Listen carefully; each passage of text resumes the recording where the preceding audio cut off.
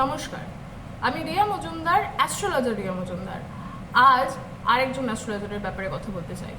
আপনাদের প্রচণ্ড প্রিয়, মানে ভীষণই প্রিয় একজন, আপনারা যাকে সেলিব্রিটি বানিয়েছেন, যাই হোক, তার ব্যাপারে বেশি কথা বলার প্রয়োজন আমি বোধ করি না, এবং এই ধরনের পোস্টও আমি সচরাচর করে থাকি না। কারোর বিরোধিতা করা বা কাউকে ক্রিটিসাইজ করা আমার এথিক্সের বাইরে। কিন্তু গতকালকে আমি তার কি বলবো, আমার ওয়ালে চলে এলো বলে হয়তো আমি দেখতে পেলাম, এবং হকার উচ্ছেদ, তিনি হকার উচ্ছেদকে এক্সপ্লেন করেছেন।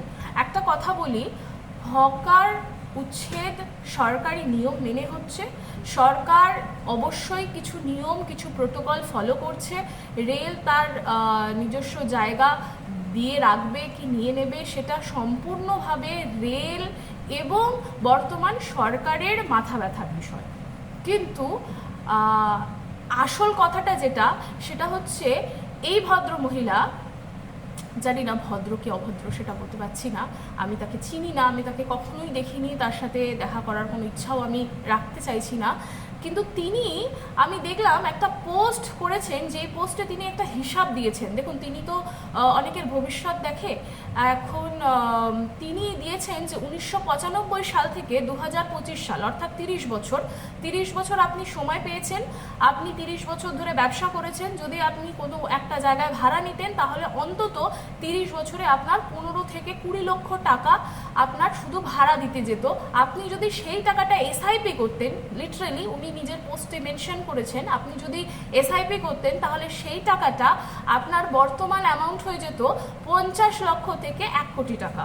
এবার বিষয়টা হচ্ছে যে অনেকগুলো প্রশ্ন আমার মাথার মধ্যে ধেয়ে আসছে, যে তাহলে দিদি ভবিষ্যৎ দেখতে পারেন, তাহলে বোধহয় দিদি সমস্ত হকার, অসহায় হকার যারা আজ রাস্তায় বসে কাঁদছে, সমস্ত অসহায় মানুষের, তাহলে তিনি ভবিষ্যৎ দেখেছেন, ভূত দেখেছেন, তিনি পাস্টে দেখেছেন যে তারা অবশ্যই 95 থেকে 25 অবধি, মানে 30 বছর ধরেই তারা দোকানটা চালাচ্ছে, 30 বছর ধরেই তাদের সম্পূর্ণ এত টাকা হয়েছে, এই টাকাটা তারা সেভিংস করেছে, এই টাকাটা দিয়ে তারা এসআইপি করেছে, এসআইপি করে তাদের অর্থের টাকাটা হয়ে গেছে অলমোস্ট 50 লাখ থেকে 1 কোটি টাকা বা হতে পারত।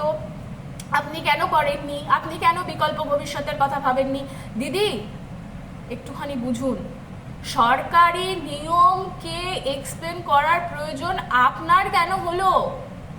কিসের জন্য হলো? আপনি গরিব মানুষের কি বোঝেন? আর আপনাদের উদ্দেশ্যে বলছি, এই মানুষগুলোকে চিনে রাখুন, এরা ধান্দাবাজ, ফেরেববাজ। এই মহিলা দেবলীনা চ্যাটার্জি, আপনারা অনেকেই চেনেন, অনেকে চেনেন না। যারা চেনেন না তারা দেখবেন, আমি পোস্টটা অবশ্যই সেই স্ক্রিনশটটা দিয়ে দেব। অর্থাৎ এরা গরিব বিরোধী, সাধারণ মানুষের বিরোধিতা করে এরা। আপনি গিয়ে দেখতে পারেন, তার পোস্ট আছে। আমি তাকে ট্যাগ করবো না এই পোস্টে, আপনারা তাকে ট্যাগ করে দেবেন, বলে দেবেন, শুনুন, যদি শিক্ষাগত যোগ্যতা, পেশাগত যোগ্যতার দিক থেকে হয় না, তাহলে আমার কাউকে কারোর চাটুকারিতা করতে হবে না। আমি নিজে আজ অব্দি কোনোদিন কাউকে কনসালটেশনের জন্য বলিনি যে আমার থেকে কনসালটেশন নাও। ফ্রিতেই আমি অ্যাস্ট্রোলজি প্রেডিকশন করে দিই নিজের চ্যানেলে প্রত্যেকটা মানুষকে। আগে লাইভ করতাম, এখন লাইভ করতে পারি না সময়ের অভাবে, কিন্তু প্রত্যেকটা ভিডিওতে কারো না কারো প্রশ্ন ফ্রিতে রিপ্লাই করি, ফ্রিতে। দিদি নাকি ক্লেম করে যে দিদির নাকি 2 বছর, আগামী 2 বছর, 3 বছর, 28, 30 সালের অবধি তার নাকি বুকিং নেওয়া কমপ্লিট। আপনারা দেখে নিন, আপনারা বিচার করে নিন, আপনারা কার থেকে প্রেডিকশন করাচ্ছেন। হতেই পারে যে এই যে হকারগুলো রাস্তার মধ্যে, যে সাধারণ মানুষ, আমি শুধু এদেরকে হকার বলবো না, এরা মানুষ, এরা সাধারণ মানুষ, এরা খেটে খাওয়া মানুষ। দিদি, এরা এসআইপি বোঝে না দিদি, এরা এত হিসাব করেনি আপনার মতো, বিকল্প দেখেনি। যেমন আপনি নিজে অ্যাস্ট্রোলজার হয়ে অন্য অ্যাস্ট্রোলজারের কাছে হাত দেখাতে যান। এটা আমার কথা না, এটা আপনার বান্ধবী নিবেদিতা সাধুকার কথা। নিবেদিতা সাধুকা আপনার পোল খুলেছিল, মনে আছে? আপনি অন্য অ্যাস্ট্রোলজারের কাছ থেকে দেখান নিজের হরোস্কোপ যিনি দেখতে পারেন না, নিজের হরোস্কোপ যিনি অন্যকে দিয়ে দেখায় না, সেটা হতেই পারে, সেটা আমিও করি। আমিও আমার স্যারের সাথে কনসাল্ট করি, আমিও আমার গুরুর থেকে কনসাল্ট করি আমার বিষয়ে। এটা কোনো বড় ব্যাপার না, সেটা নিয়ে আমি বলছি না। কিন্তু আপনি বিকল্পের কথা বলছেন। সাধারণ মানুষের কাছে বিকল্প হয় না। সাধারণ মানুষের প্রতিদিন বেঁচে থাকাটাই লড়াই, প্রতি একটা দিনই বেঁচে থাকা তার লড়াই। আর আপনি বলছেন বিকল্প ভবিষ্যতের কথা।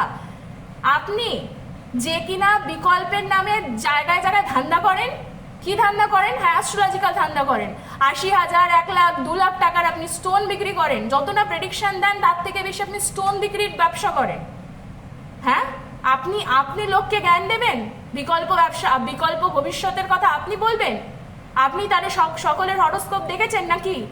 ফ্রিতে দেখেছেন? ফ্রিতে তো দেখেননি। ফ্রিতে তো আপনি কিছুই করেন না। আপনার তো আবার এমার্জেন্সি চ্যাট হয় আপনার। আপনি এত বড় পপুলার একটা মানুষ, কিন্তু আপনার মানসিকতা দেখে জাস্ট ধিক্কার জানাতে ইচ্ছা করছে আপনাকে। কিন্তু আপনি আমার ধিক্কারেরও যোগ্য না, বিশ্বাস করুন। আপনি লিটারালি, আমি ভেবেছিলাম আপনার পোস্টে কমেন্ট করব, আপনি যোগ্য না যে আমি আপনার কোনো পোস্টকে মানে রিপ্লাই করি, কমেন্টকে মানে আপনার কমেন্টে গিয়ে কমেন্ট করি। আপনি ডিজার্ভ করেন না। আপনার শিক্ষাগত পেশাগত যোগ্যতা থাকলে আপনি এই ধরনের কাজ করতেন না, চাটুকারের দলে যোগ দিতেন না, ঠিক আছে? পেশাগত শিক্ষাগত যোগ্যতা থাকলে নিজের শিক্ষাগত যোগ্যতা এবং পেশাগত যোগ্যতার ওপর মানে যথেষ্ট কনফিডেন্স থাকতো। আর মনে হতো যে ঠিক আছে, যে আসুক, সরকার নিজের নিয়ম ফলো করছে, আমি কেন সরকারের নিয়মকে আবার এক্সপ্লেন করবো? হক আর উচ্ছেদকে আমি কেন এক্সপ্লেন করছি? 30 লাখ 50 লাখ বাড়ি ভাড়া ভাড়া বেচে যেত, এগুলো কি দিদি, কি? আর আপনাদের উদ্দেশ্যে বলি, এখন তো জাগুন। এই ফেক মানুষগুলোকে ফেমাস করা বন্ধ করুন, এদেরকে আনফলো করুন। বিশ্বাস করুন, আমি আজ অব্দি না কখনো কাউকে বলেছি আমার চ্যানেল সাবস্ক্রাইব করো, বলিনি। কোথাও পাবে না যে আমি বলেছি আমাকে সাবস্ক্রাইব করো, আমাকে লাইক করো, আমাকে কমেন্ট করো, আমাকে কনসাল্ট করো। There is nothing. আমি কোনোদিন বলিনি। ঈশ্বরের আশীর্বাদে, মানুষের আশীর্বাদে মানুষ নিজেই করে। আমি আজ অব্দি একটা স্টোনও বিক্রি করি না, নিজের স্টোন পড়ব। তাই অ্যাকচুয়ালি না, এই সাবজেক্টটাকে ভীষণ ভালোবাসি, জানেন তো? সাবজেক্টটাকে ভালোবাসি বলে না আপনাদের মতো এইসব যে যারা মুখে মুখোশ পরে ঘুরছেন, মানে বাধ্য হয়ে, বিশ্বাস করুন, আপনি এতদিন ধরে এত মানুষকে এত ঠকিয়েছেন, এত কেস আছে না আমার কাছে। আমি আপনাকে এক্সপোজ করতে শুরু করলে আপনি কেঁদে দেবেন, কিন্তু আমি করিনি, প্রয়োজন বোধ করিনি। আপনি ডিজার্ভ করেন না। আমি বুঝেছি মানুষ যেদিন নিজে বোঝার সেদিন বুঝবে, কিন্তু মানুষের এইটা বোঝা উচিত যে মানুষটা সাধারণ মানুষের কষ্টকে এক্সপ্লেন করছে না, যে হিসাব দিচ্ছে, যে 50 লাখ হতে পারে দিদি, আপনি এসআইপি করেন, আপনার 50 লাখ 1 কোটি টাকার পোর্টফোলিও আছে, সাধারণ মানুষের নেই। যদি থাকতো, বিশ্বাস করুন, ওই মানুষগুলো রাস্তায় বসে কাঁদতো না। আপনি বুঝবেন না দিদি, আমি জানি আপনি মানুষের কষ্ট বুঝবেন না, কিন্তু প্লিজ প্লিজ আমি সাধারণ মানুষের উদ্দেশ্যে বলছি, এই মানুষগুলো বুঝবে না। আপনারা এদেরকে বোঝান যে এরা এক একটা, কিছু বলতে চাইছি না, আমরা তো কিট নই, আমরাই কিট। আর সাধারণ মানুষ হচ্ছে আমরা কিট। আর আমি নিজেকে সাধারণ মানুষ মনে করি, তাই সাধারণ মানুষের প্রত্যেকটা কষ্টকে ফিল করি। আমি সাধারণই, আমি আপনার মতো অসাধারণ নই, আমি আপনার মতো পপুলার নই, আমি সেলিব্রিটি নই, আমি ফেমাস নই। আপনি ভালো থাকবেন। Thank you.